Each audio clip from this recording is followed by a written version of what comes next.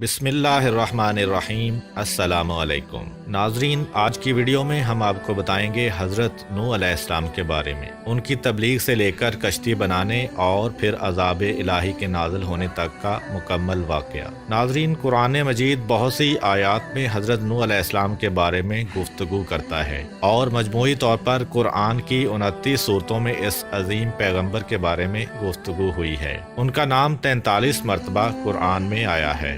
مورخین و مفسرین نے لکھا ہے کہ نوح علیہ السلام کا نام عبد الغفار یا عبد الملک یا عبد العالی تھا، اور نوح کا لقب انہیں اس لیے دیا گیا ہے کیونکہ وہ سال ہر سال اپنے اوپر یا اپنی قوم پر نوحہ و گریہ کرتے رہے۔ آپ کے والد کا نام لمک یا لامک تھا، دادا کا نام متوشلخ اور پردادا کا نام حضرت ادریس علیہ السلام تھا۔ علی بن ابراہیم نے بسند حسن حضرت امام جعفر صادق علیہ السلام سے روایت کی ہے کہ حضرت نوح علیہ السلام 300 برس تک اپنی قوم کو خدا کی طرف دعوت دیتے رہے، لیکن قوم نے ان کی دعوت قبول نہ کی تو چاہا کہ ان پر نفرین کریں۔ اس وقت ان پر طلوع آفتاب کے قریب آسمان اول کے فرشتوں میں سے 2000 گروہ نازل ہوئے۔ وہ عظمائے ملائکہ میں سے تھے۔ نوح علیہ السلام نے ان سے پوچھا کہ تم لوگ کون ہو؟ کہا، ہم سب آسمان اول کے فرشتے ہیں اور آپ سے سفارش کرتے ہیں کہ آپ اپنی قوم پر نفرین نہ کیجیے۔ حضرت نوح علیہ السلام نے کہا،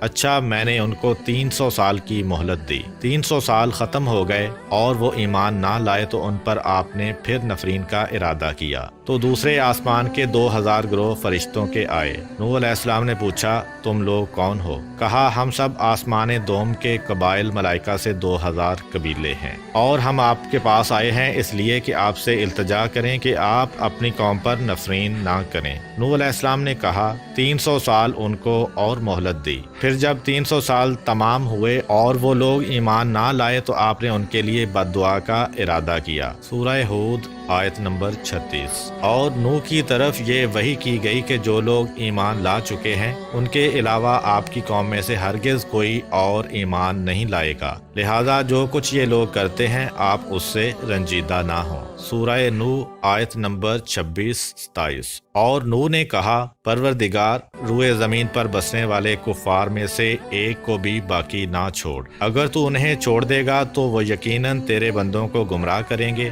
اور یہ لوگ صرف بدکار کافر اولاد ہی پیدا کریں گے۔ حضرت نوح علیہ السلام کی اس دعا کے بعد اللہ تعالیٰ نے ان کو حکم دیا کہ کھجور کے درخت بوئیں۔ آپ نے درخت لگانا شروع کیا، پس آپ کی قوم کے لوگ آپ کے پاس آ کر آپ کا مذاق اڑاتے کہ ایسا بوڑھا شخص جس کی عمر کے 900 برس گزر چکے ہیں اور وہ کھجور کے درخت لگا رہا ہے، پھر آپ کو پتھر مارتے تھے۔ اسی طرح 50 برس گزرے اور کھجور کے تمام درخت بڑے اور مضبوط ہو گئے تو اللہ تعالیٰ کا حکم آیا کہ ان درختوں کو کاٹیں۔ یہ دیکھ کر آپ کی قوم پھر مذاق کرنے لگی کہ اب جب کہ کھجور کے درخت بڑے ہو گئے ہیں تو اس بوڑھے مرد نے کاٹ ڈالے، اس کی عقل زائل ہو گئی ہے اور پیری اس پر غالب آ گئی ہے۔ سورہ ہود آیت نمبر 38-39۔ اور وہ یعنی حضرت نوح علیہ السلام کشتی بنانے لگے اور ان کی قوم کے سرداروں میں سے جو وہاں سے گزرتا وہ ان کا مذاق اڑاتا تھا۔ نوح علیہ السلام نے کہا، اگر آج تم ہمارا مذاق اڑاتے ہو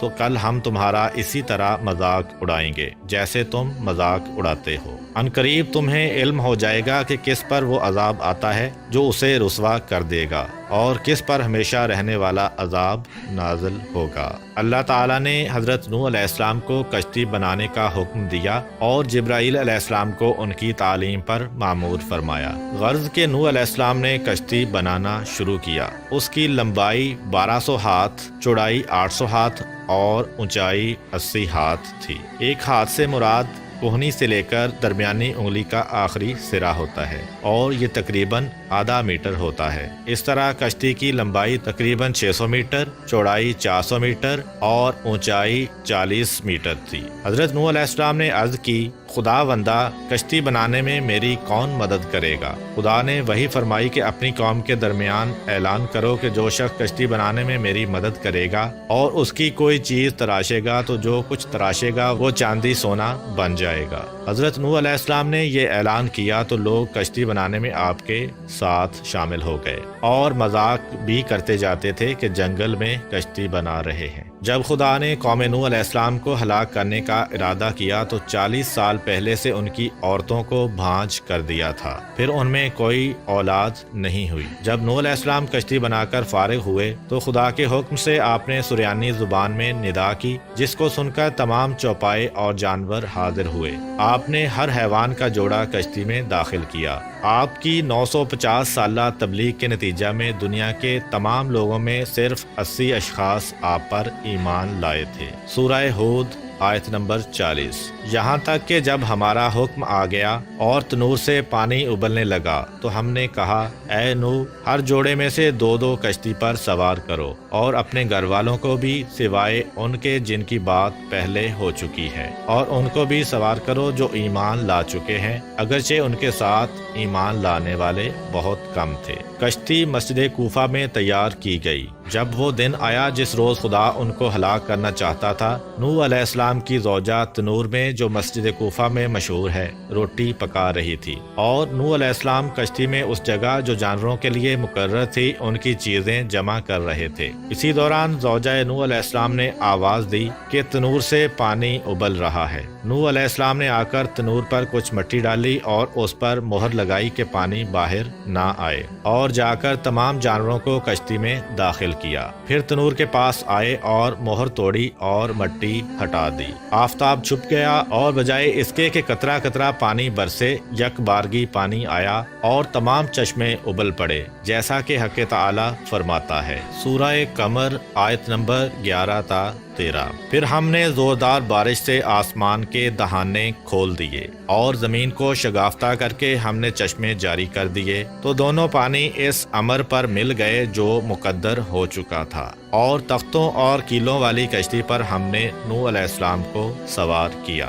اللہ تعالیٰ نے حضرت نوح علیہ السلام سے فرمایا کہ کشتی میں سوار ہو جاؤ۔ کشتی کے چلنے اور رک جانے کے وقت خدا کے نام کے ساتھ نجات کی دعا کرتے رہنا یا بسم اللہ کہتے رہنا۔ غرض کشتی حرکت میں آئی اور نوح علیہ السلام نے اپنے کافر بیٹے کو دیکھا جو پانی میں کھڑا ہوتا اور گرتا جاتا۔ فرمایا، بیٹا ہمارے ساتھ کشتی میں سوار ہو جاؤ اور کافروں کے ساتھ مت رہو۔ اس نے کہا، یعنی جلد پہاڑ پر چڑھ جاتا ہوں اور وہاں پناہ لیتا ہوں، وہ مجھ کو پانی میں ڈوبنے سے محفوظ رکھے گا۔ نوح علیہ السلام نے فرمایا، آج خدا کے عذاب سے کوئی بچانے والا نہیں ہے مگر وہی بچ سکتا ہے جس پر خدا رحم فرمائے۔ پھر نوح علیہ السلام نے کہا، پالنے والے، یقیناً میرا بیٹا میرے اہل سے ہے، اور بے شک تیرا وعدہ سچا ہے، اور تو تمام حکم کرنے والوں سے بہتر حکم کرنے والا ہے۔ حق تعالیٰ نے فرمایا، اے نوح علیہ السلام، وہ تمہارے اہل سے ہرگز نہیں ہے جن کی نجات کا میں نے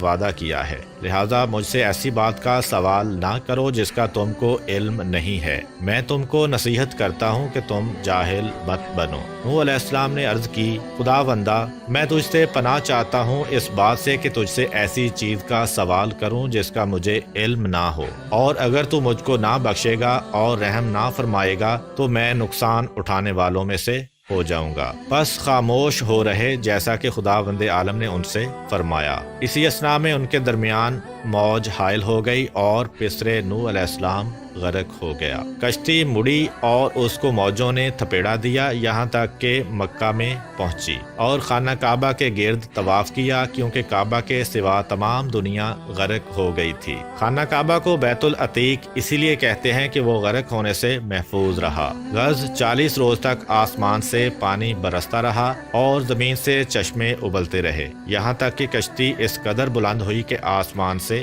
جا ملی۔ تو حضرت نوح علیہ السلام نے اپنے ہاتھ بلند کیے اور عرض کی، یا رحمانہ اتقن، یعنی پروردگارہ احسان فرما۔ اس وقت خدا نے زمین کو حکم دیا کہ اپنے پانی کو کھینچ لے، جیسا کہ قرآن مجید میں بیان ہوا ہے۔ سورہ ہود آیت نمبر 44۔ یعنی کہا گیا کہ اے زمین اپنے پانی کو جذب کر لے اور اے آسمان برسنے سے رک جا۔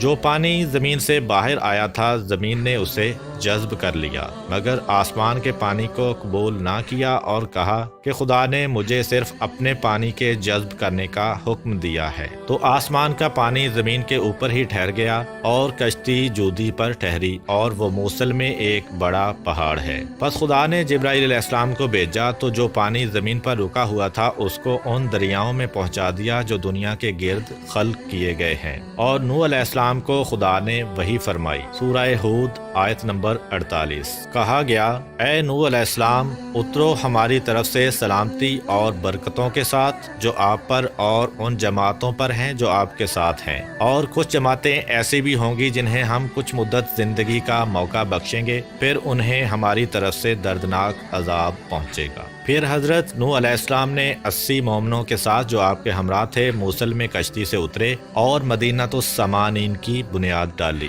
حضرت نوح علیہ السلام کے 3 بیٹے سام، حام اور یافس بھی ان کے ہمراہ کشتی میں سوار تھے۔ مورخین کا نظریہ یہ ہے کہ کرۂ زمین کی اس وقت کی تمام نسل انسانی کی بازگشت انہی تینوں فرزندوں کی طرف ہے۔ ایک گروہ حامی نسل ہے جو افریقہ کے علاقہ میں رہتے ہیں، اور دوسرا گروہ سامی نسل ہے جو مشرق وسطیٰ میں رہتے ہیں، اور یافس کی نسل کو چین کے ساکنین سمجھا جاتا ہے۔ چونکہ طوفان نوح کے بعد نسل انسانی حضرت نوح علیہ السلام کے فرزندوں سے آگے بڑھی، اسی سبب سے حضرت رسول خدا صلی اللہ علیہ وآلہ وسلم نے فرمایا کہ نوح علیہ السلام 2 پدر میں سے ایک پدر ہیں، یعنی حضرت آدم علیہ السلام کے بعد تمام انسانوں کے باپ ہیں۔ اسی وجہ سے حضرت نوح علیہ السلام کو آدم ثانی بھی کہا جاتا ہے۔ روایات میں آیا ہے کہ حضرت نوح علیہ السلام کی کشتی پورے 6 ماہ سرگرداں رہی۔ یہ مدت ابتدائی ماہ رجب سے لے کر ذی الحج کے اختتام تک تھی۔ ایک اور روایت کے مطابق 10 رجب سے لے کر روز عاشورہ تک کشتی پانی کی موجوں میں سرگرداں رہی۔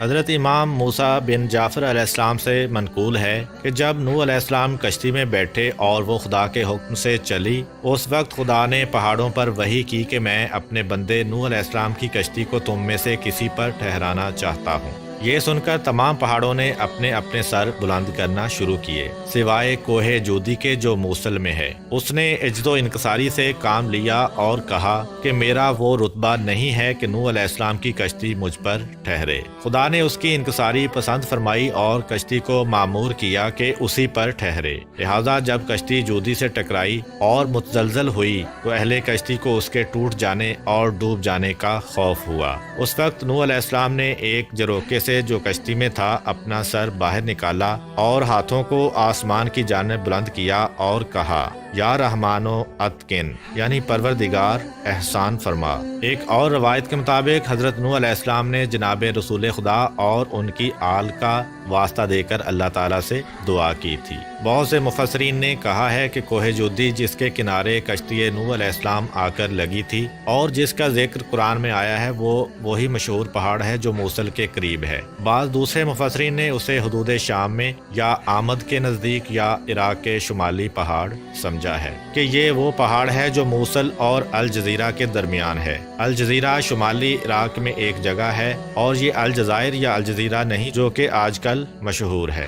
بعید نہیں کہ ان سب کی بازگشت ایک ہی طرف ہو، کیونکہ موصل، آمد اور الجزیرہ سب عراق کے شمالی علاقوں میں ہیں اور شام کے نزدیک ہیں۔ حضرت امام جعفر صادق علیہ السلام سے منقول ہے کہ حضرت نوح علیہ السلام کی عمر 2500 سال ہوئی۔ 850 سال مبعوث ہونے سے قبل، 950 سال قوم کی ہدایت کا زمانہ، 200 سال کشتی کی تیاری میں گزرے اور 500 سال طوفان کے بعد زندہ رہے۔ جب پانی زمین سے خشک ہوا تو شہروں کی بنیاد ڈالی اور اپنی اولاد کو ان میں آباد کیا۔ جب 2500 سال تمام ہوئے تو وہ اس وقت دھوپ میں بیٹھے ہوئے تھے۔ کہا، السلام علیکہ یا نبی اللہ۔ حضرت نوح علیہ السلام نے جواب سلام دیا اور پوچھا، اے ملک الموت، کس لیے آئے ہو؟ کہا، آپ کی روح قبض کرنے کے لیے آیا ہوں۔ کہا، کیا اتنی مہلت دو گے کہ دھوپ سے سائے میں چلا جاؤں؟ کہا، ہاں۔ پس نوح علیہ السلام سائے میں گئے اور فرمایا، اے ملک الموت، دنیا میں میری زندگی کی مدت دھوپ سے سائے میں آنے کے مانند تھی۔ اب جو کچھ تم کو حکم دیا گیا ہے بجا لاؤ۔ ملک الموت نے حضرت نوح नूह अलैहिस्सलाम की रूह मुक़द्दस कब्ज़ कर ली। उम्मीद करता हूँ कि आपको आज की वीडियो पसंद आई होगी। अगर आपको हमारी वीडियो पसंद आई है तो वीडियो को लाइक करें और अपने दोस्तों के साथ शेयर भी करें। मिलते हैं इसी तरह की एक और इंफॉर्मेटिव और इस्लामिक वीडियो के साथ, तब तक के लिए इजाज़त